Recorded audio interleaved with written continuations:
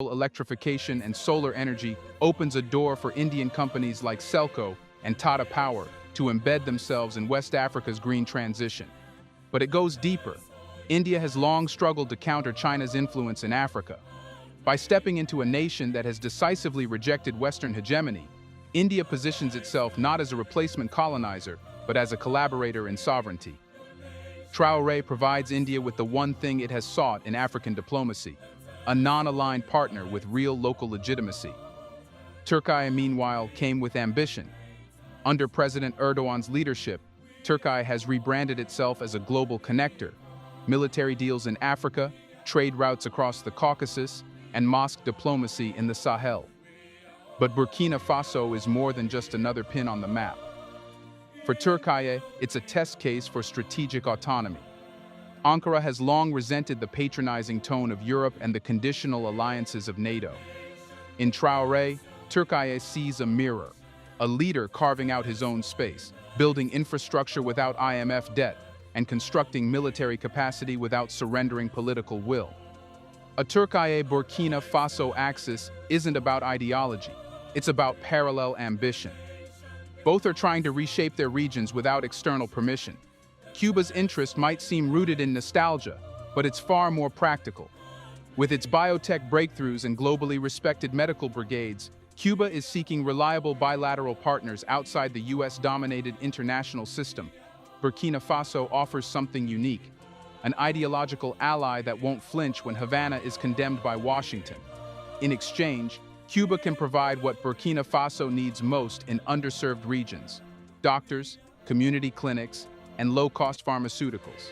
And unlike Western NGOs, Cuba won't attach clauses about elections or governance reform.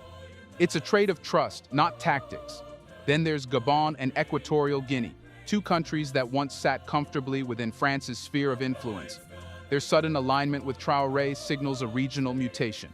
They didn't come to the lectures, they came for leverage. These two nations are watching how quickly Burkina Faso has taken back control of its gold, how it's drafting its development models without foreign consultants, and how it's negotiating with mining firms from a position of strength. For Gabon and Equatorial Guinea, both rich in oil but tired of profit leakage, Traore's model offers a radical possibility: resource nationalism that doesn't lead to isolation. They're not walking away from the West because they hate it. They're walking towards something that promises them more control at home. Sierra Leone came with different wounds and different needs. Still recovering from years of war and intervention, it sees Burkina Faso not as a savior, but as a source of lessons.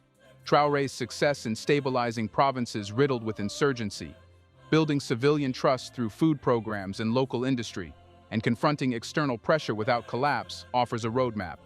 Sierra Leone knows instability, but for once, it sees a model of recovery that doesn't involve UN blue helmets or Western-funded reconciliation councils. It sees sovereignty being rebuilt with local hands, not foreign textbooks. Bangladesh entered the room quietly but with clarity. Its presence was not about prestige, it was about pattern recognition.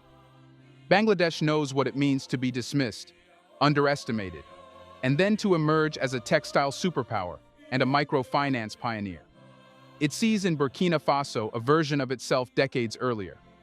Traore's hunger to industrialize, his emphasis on women-led agricultural programs, and his curiosity about climate adaptation solutions made Ouagadougou the perfect place to plant a partnership. Bangladesh doesn't offer colonial baggage. It offers practical models for development from the ground up. And then there's Luxembourg, the quietest yet most telling participant. It didn't come with tanks or investments in extraction. It came with development grants, soft diplomacy, and subtle signaling. In doing so, Luxembourg became the first Western European state to cautiously step into Traore's world on his terms. For a country known for its banking and diplomatic discretion, this move was less about Burkina Faso and more about the European Union. It was a message that even the smallest Western state can read the winds of change and doesn't want to be left behind when African alliances are being reshaped. Together, these 8 nations represent not a bloc, but a blueprint. Their presence wasn't coordinated, but it was convergent. Each has its own goals, but they've all decided to place their bets on a man who isn't following the traditional rulebook. The message is clear. Traore's Burkina Faso is no longer a diplomatic experiment. It's becoming a center of gravity. Burkina Faso may be the spark, but the fire is spreading. What happened in Ouagadougou on June 26th was not merely about one country gathering new diplomatic ties. It was about the silent awakening of a continent. Traore's model is no longer confined to his borders. It is being studied, echoed, and in some corners, replicated. The most powerful thing about the Burkina Faso pivot is not that it happened, but that it proved such a pivot is now possible. Across Africa, especially in states long trapped in the spider web of conditional aid and legacy treaties, a quiet reevaluation is underway.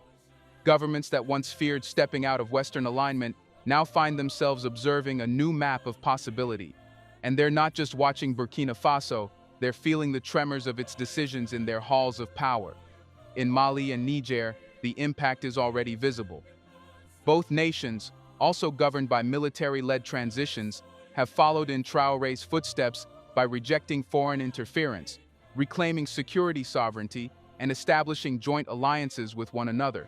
But more importantly, these nations have begun to create an informal bloc, not through institutions, but through intent. Lovely viewers, welcome to AMF4 TV. My name is Richard Che.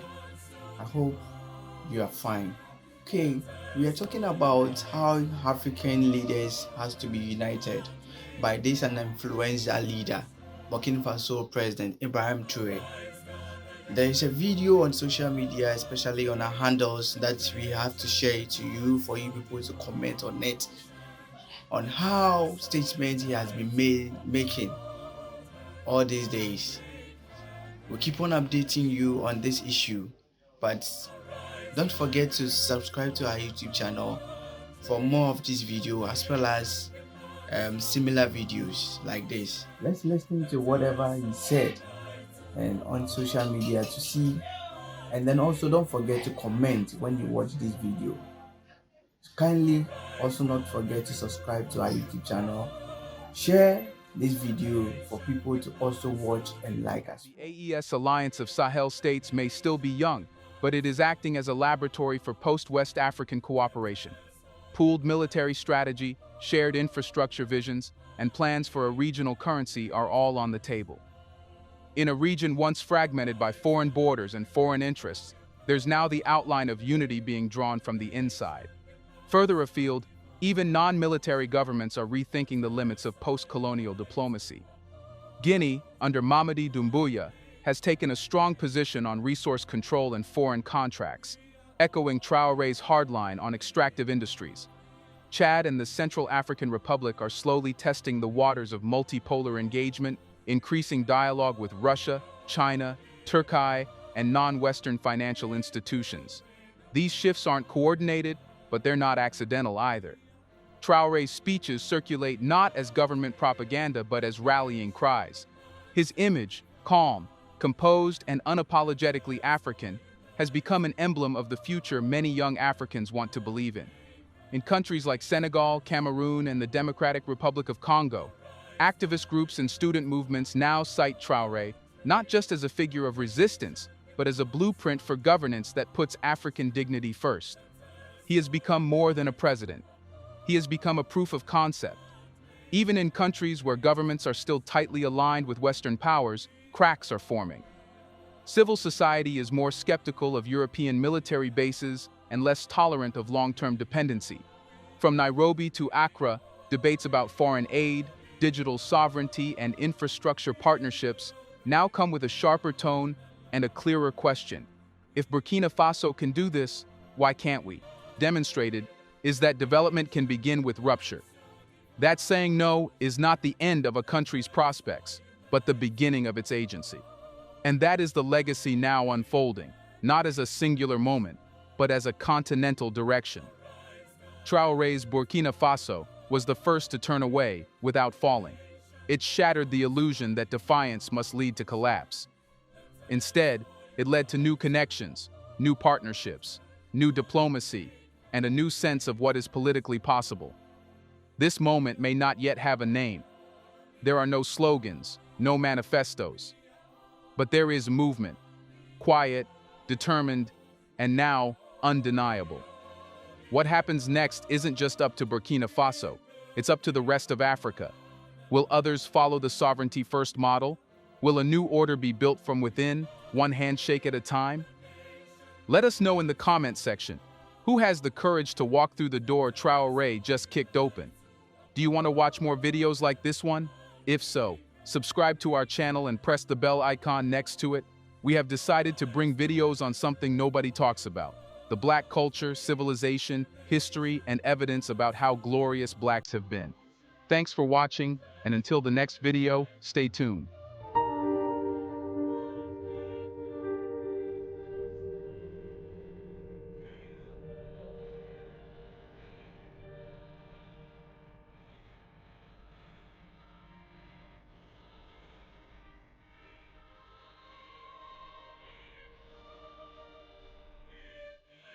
Lovely viewers, welcome to AMF4 TV. My name is Richard Chair. I hope you are fine. Okay, we are talking about how African leaders has to be united by this an influential leader, Burkina Faso President Ibrahim Traore. There is a video on social media, especially on our handles, that we have to share it to you for you people to comment on it, on how statements he has been making all these days. We'll keep on updating you on this issue, but don't forget to subscribe to our YouTube channel for more of this video, as well as similar videos like this. Let's listen to whatever he said and on social media to see, and then also don't forget to comment when you watch this video.